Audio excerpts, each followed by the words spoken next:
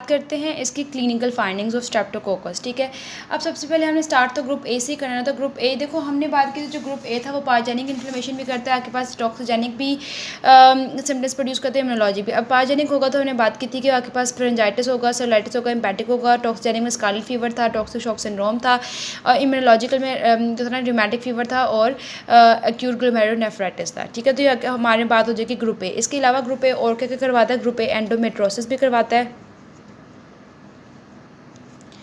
Endometritis sorry, मतलब कि एंडोमेट्रियस की इन्फ्लेमेशन भी करवाता है। इसके अलावा ये सेप्सिस भी करवाता है। ठीक है, एरिसिपल्स भी करवाता है। एरिसिपल्स भी एक डिजीज़ है जिसको मैं अभी आपको दिखाती हूँ। ठीक है, एरिसिपल्स भी करवा रहा है। और ये क्या करवाता है हमारी बॉडी में? नेक्रोटाइजिंग फेसाइटिस, वो सारा कुछ मैंने आपको बता दिया। अब ये चीज़ थी कि अगर फेरेंजाइटिस हुआ, मतलब किसका गला ख़राब हुआ, वो किस वजह से हो रहा है? स्ट्रेप्टोकोकस पाथोजेनिस की वजह से हो रहा है। ये बात हो गई। लेकिन मसला यहाँ पे ये है कि गले में दर्द होगा, बुखार भी होगा, लेकिन देखो कैसे प्रेजेंट करेगा पेशेंट? उसके गले में दर्द भी है, बुखार भी साथ हुआ हुआ है, ठीक है, गला सूजा हुआ है, टॉन्सिल्स भी सूजे हुए हैं, और येलोइश एक्सूडेट प्रोड्यूस हो रहा है।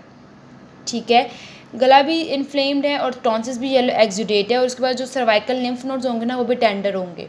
तो कैसे पेशेंट प्रेजेंट कर रहा है? बुखार भी है, गले में दर्द भी है, टॉन्सिल्स भी उसके इन्फ्लेम्ड हुए हैं, उसका गला भी इन्फ्लेम हुआ है, प्लस आपके पास येलो एक्सूडेट प्रोड्यूस हो रहा है, और टेंडर सर्वाइकल लिम्फ नोड्स हैं। लेकिन अगर आपने ट्रीट नहीं ना किया तो जो आपके पास स्पॉन्टेनियस रिकवरी हो जाती है ऑफन विद इन 10 डेज़। ठीक है, 10 डेज़ के अंदर अंदर वो खुद ही ठीक हो जाएगा, बट आपको रूमेटिक फीवर हो सकता है। ठीक है, या आपके पास अगर आपने इसको ट्रीट नहीं किया ना तो आपके पास मिडल ईयर के इन्फेक्शन हो सकते हैं, मैस्टॉइड की इन्फ्लेमेशन हो सकती है, साइनसाइटिस हो सकता है, या मेनिंजाइटिस हो सकता है, ये सारा कुछ हो सकता है। फिर जब आपसे कुछ निगला ही नहीं जाएगा तो पेरिटॉन्सिलर या रिट्रोफिरेंजियल एब्सेस भी इंडिकेट हो सकती है। ये हो गया।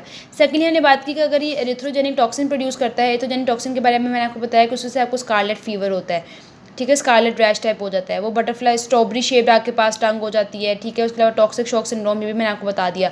अब स्ट्रेप्टोकोकस और स्टेफाइलोकोकस का क्या डिफरेंस है कि आपके पास इसमें ब्लड कल्चर पे जो ग्रो कर रहा है वो स्ट्रेप्टोकोकस है, और जो ब्लड कल्चर पे ग्रो नहीं करता वो आपके पास स्टेफिलोकोकस होता है।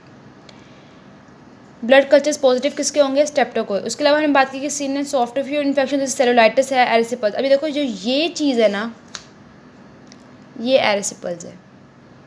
ये फेस पे इस कदर इन्फ्लेमेशन है, इस कदर इन्फ्लेम्ड एरिया हो जाता है आपके फेस पे, दैट इज़ एरिसिपल्स। स्किन और सॉफ्ट टिश्यू इन्फेक्शन है।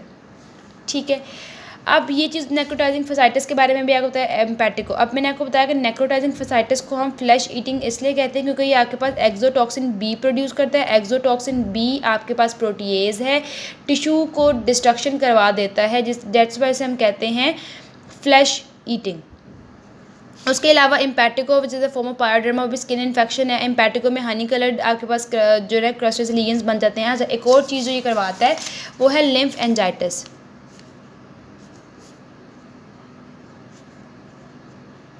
ये भी कौन करवा रहा है? Group A.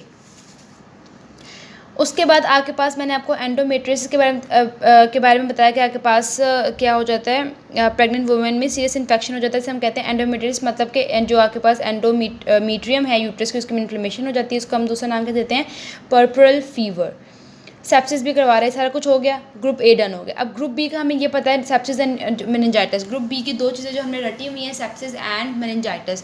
अब आपके पास सेप्सिस और मेनिंजाइटिस का जो मेन प्रीडिस्पोजिंग फैक्टर होता है ना आपके पास, वो ये होता है कि प्रेग्नेंट वुमेन में जो उसकी मेम्ब्रेन्स होती हैं वो रप्चर हो जाती है, prolonged rupture, more than 18 hours rupture of the membranes. ठीक है, ऐसी फीमेल जिन्होंने क्लोनाइज किया हुआ है एगलैक्टी जो ग्रुप बी स्ट्रेप्टोकोकस है, उनकी मेम्ब्रेन्स रप्चर हो जाती हैं, वो भी ज़्यादा टाइम के लिए, मोर देन 18 आवर्स। उसमें प्रीडिस्पोजिंग फैक्टर होता है न्यूनेट्स में कि उनमें सेप्सिस या मेनिंजाइटिस डेवलप हो जाए।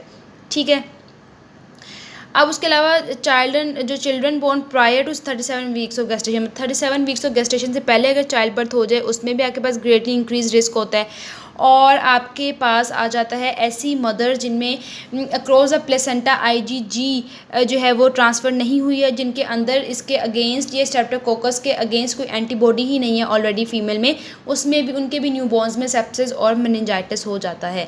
तो मैंने क्या बताया कि मदर जिनमें एंटीबॉडी नहीं है to the group B streptococci, जिनमें ट्रांसप्लेसेंटली IgG एक्वायर्ड नहीं हुई है हाई रेट पे, उसमें भी सेप्सिस और ये हो जाता है। ठीक है, अब आपके पास हम कहते हैं कभी समटाइम्स कि बच्चा पैदा हुआ यार इसको तो नमूनिया है, तो पैदा होते ही नमूनिया कैसे हो गया? वो ग्रुप बी स्ट्रेप्टोकोकाई की वजह से होता है, वो इंपॉर्टेंट कॉज है नियोनेटल नमूनिया का।